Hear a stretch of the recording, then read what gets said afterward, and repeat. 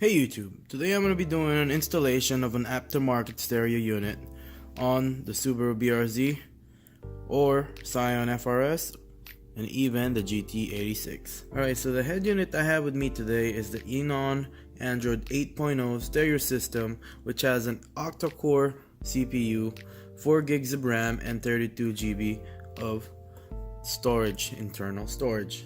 This head unit right here is a fully operating Android device, meaning you have an Android tablet right into your head unit, which is a pretty cool thing to have. Now I'm going to be attempting to install this in my car today, and there's a couple of things you would need to do to get this to work on your Subaru BRZ, FRS, or GT86. You guys are going to notice that it is not a plug and play head unit, right? So it does come with this plug. I'm not really entirely sure what this is for, but this plug right here goes in the back of the head unit. Now, to get this to work, I'm gonna go ahead and possibly cut these wires or strip them, and then wire these wiring harness I got from Amazon to make them work, because these connections right here are the ones for my car. Now, in addition to that, to people who actually own a car, you guys know that there is gonna be a USB port on the right bottom side of the dash near the AC control panels. And to retain that, I actually went ahead and bought this wiring kit right here, which will hopefully retain that function, and that simply will connect to the back of the wiring on the Subaru BRZ and straight to the USB right over here, which will then connect to the back of the head unit. I'm gonna go show you guys that later on, but other than that, there is also another additional wire you guys might need, which is the radio signal and power connection, right? So this block right here will connect again to the wiring specifically for the Subaru BRZ, FRS, and GT86, and then this blue wire will then be wired under this blue colored wire right over here, and then this one plugs straight into the back of the head unit. Now, if you guys don't have this, remember, this is gonna be for the antenna, and your antenna does need power, which is why I went ahead and decided to buy this cable to make sure that I can use my antenna for my car. And then lastly, this head unit is a little bit smaller than the factory head unit, so I went ahead and got some dash kit to make it flush with my dashboard. Just gonna go ahead and sit like this, and hopefully it'll fit with no problem. So let's get started. So the very first thing I'm gonna do is solder these two wires or wiring harnesses into these wires over here. How am I gonna do that? I'm gonna go find out right at this moment. Now, one thing to note before you guys do start wiring these up, well, at first glance these do look like they're color coded. You just want to make sure that the color coding on them actually matches the specific wires that go with the head unit and the wiring harness. For example, right over here, here's the plastic that my wiring harness came with. So all of these colors signifies these things right here. And as you can see, mine does match the wiring specifications of the head unit that I have right over here. And just make sure that everything is compatible wiring wise, so that you don't blow up your car and start a fire. And other than that, you should be good to go. I'm actually deciding if I should solder this on or just roll them and tape them, and I've decided to just roll up and tape them. Reason for that is time wise, I don't have a lot of free time to solder right now, so I'm just gonna do that and wrap it in electrical tape, and hopefully it'll hold. Something ever goes wrong, I'm gonna go ahead and go back and solder them then. And I am gonna be using a wire stripper, not the best one, but it'll work. Tiny scissors. Go ahead and cut the wire when I do strip them. Maybe a cutter. Finally, some electric tape. And that's all really I'm gonna use. So I'm gonna go ahead and find out if that's enough. If it is, I'll tell you guys. If it's not, I'll tell you guys too.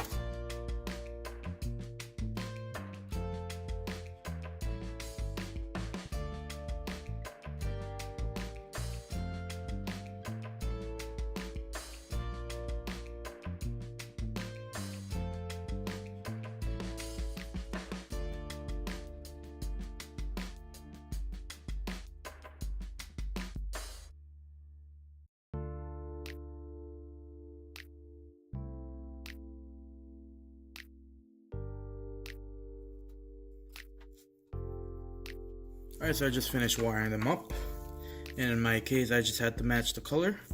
The last thing I have left to do is the blue, which according to this is gonna be to power the antenna.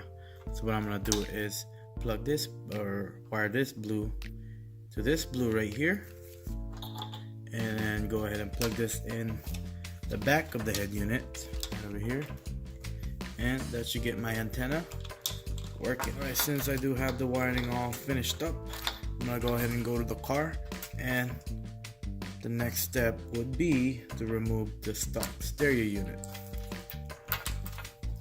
Alright, so we are now in the car. The first step to removing the stock stereo is to remove this dashboard piece right here, and to do that all you gotta do is tug on it, and in my case I do have this, so I just pull on this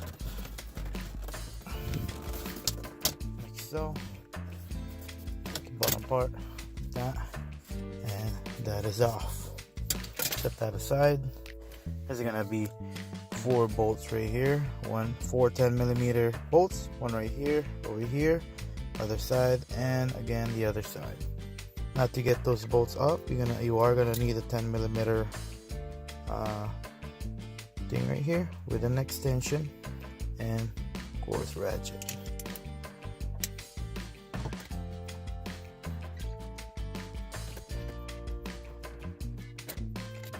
Alright, once you do pull out the head unit, this is what's going to be on there, like so. I'm gonna go ahead and disconnect them one by one. Alright, so the back factory unit is now off. All you had to do was press these clips right here. They have a button, or not a button, but a release clip right there. You gotta just press them down, all of them, and there you have it. I'm gonna go ahead and get the other head unit in to see and make sure if all my wiring is right. Alright, so before actually securing everything in place, I'm just gonna make sure that my wiring is right, and I'm just gonna try it on to see if the head unit does power on.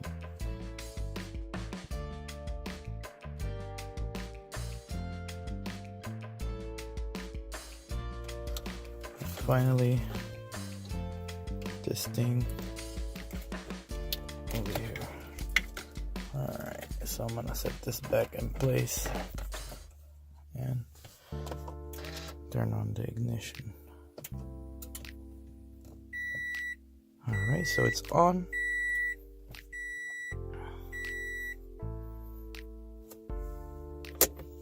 So far so good. There we go. On.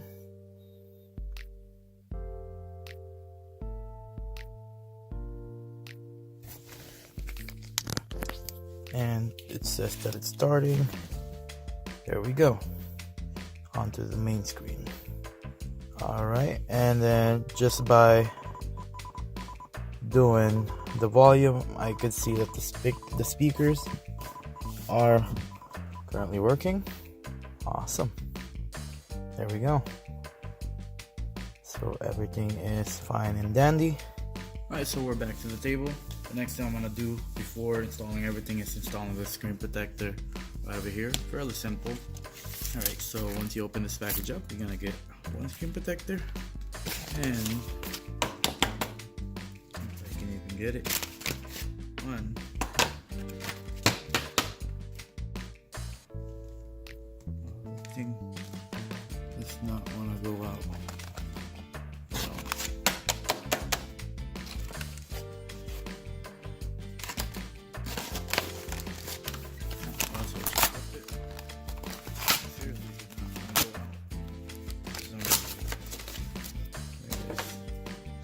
So you got a little clock, and since it does have a screen protector itself, like a little plastic tab right there, I don't really need to do much cleaning. All I gotta do is put the screen protection as fast as I can so that no dust forms under. So as you guys can see, you get this, you peel out the back side, so you peel this off, and then this is the front side to protect the film. The first thing we're gonna do is take off this film. Since we got the screen protector in there, the last thing we're gonna do is to transfer over the OEM mounts to the new unit. And in addition to that, we're gonna go ahead and use this and plug it like that on this new unit, so that when you do put it back in your dash, it's gonna look flush. Right, so let's get to it. Now, I did run into a small problem. The thing right here doesn't actually mount perfectly. I mean, I got these on Amazon for around maybe $5, and whenever I try to put these mounts here, they don't fit. So my plan for that, since they're reasonably cheap, around $5, what I did, I just cut it off right here, and either I plan on just taping this to the mount like that, and then just taping it, or get double-sided tape and stick it in there. Either one would work fine, so I'm just gonna try taping it for now until I can go to the store and buy some double-sided tape. So yeah, so since I didn't have a Dremel tool, I actually just burnt it and then cut it off. So whichever works your way. It's not the cleanest, but when it's inside, you're never gonna see it. So depending on what your method is, you can go ahead and do whatever you feel like is better for it. Right, and I just gotta put the other side and we should be good to go. Mounting wise, it's gonna be the same way I showed you guys. So I wanna go ahead and mount this again with the addition, of course, of the USB and this one right here.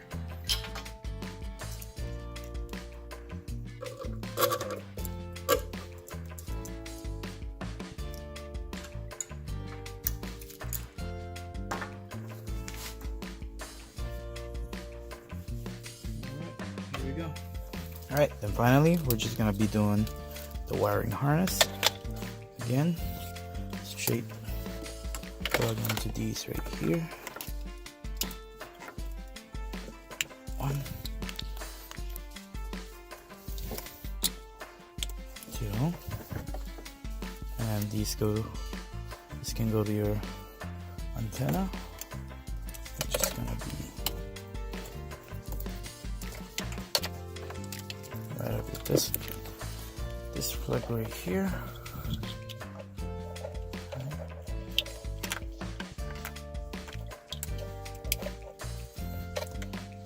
And then since we are going to be using the USB, it's going to go to this gray one right here. Alright, and then this USB thing, you can go ahead and get plugged in to the back of your unit.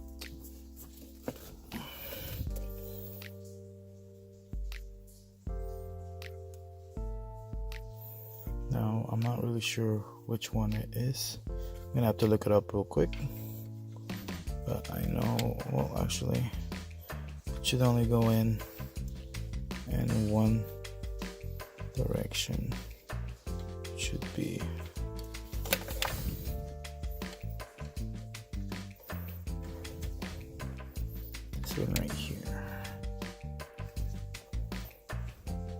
not.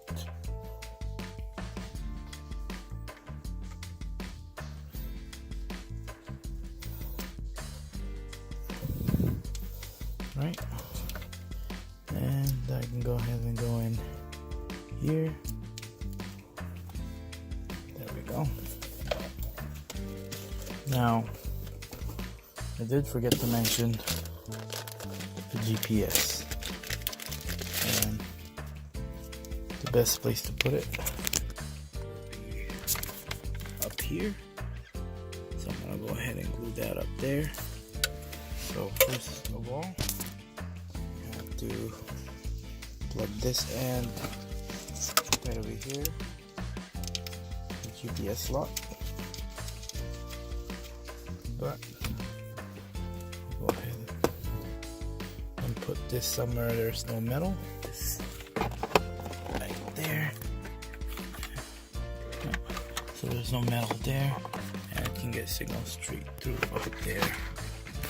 So once you have that in there, you can go ahead and put everything back together, and it should be in one piece. Now, unfortunately, another modification I needed to do was to make this fit. So you guys can see the top fits fine, however the bottom needed to be adjusted right over there. It's not closing in the bottom, so to do that I had to cut the little support beams right over here, and then ended up heating them up and bending them with the pile of pliers. This side needed to be bent a little more. All I do is to get a torch, heat that up just a little bit, and then bend it slightly with the pliers.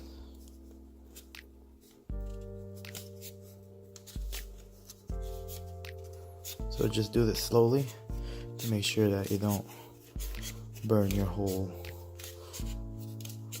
trim piece. Try that. Alright, so once everything is set up, here's what it should look like. Here are all the apps you can use. And again, I might make a separate video on an in-depth guide on how to use this or other features that it has. But the main reason that I got this is for the torque app. Just right there, and all I have to do is press that torque app, this one right here, and displays all my information real time about my car. Alright, and then one more thing to keep in mind is these side panels right here. I actually ordered new ones because the other ones were too big and just couldn't fit. So I'm gonna go ahead and put that link in the description so you guys can get that. If you guys need smaller dash kit or bigger, just depends on what kind of Android unit you get. But currently this one I might not really recommend it to a lot of people simply because it's not plug and play. So if you really want it and you're willing to put the time and effort to make it fit and work for your car, then of course go right ahead. So that is it for the installation. If you guys like this video, please give it a thumbs up. If you guys have any comments, suggestions, or questions, you can go ahead and leave that in the comments down below. And if you guys enjoy content like these, hopefully you can get subscribed to the channel. It'll help a lot. Other than that, thanks for watching.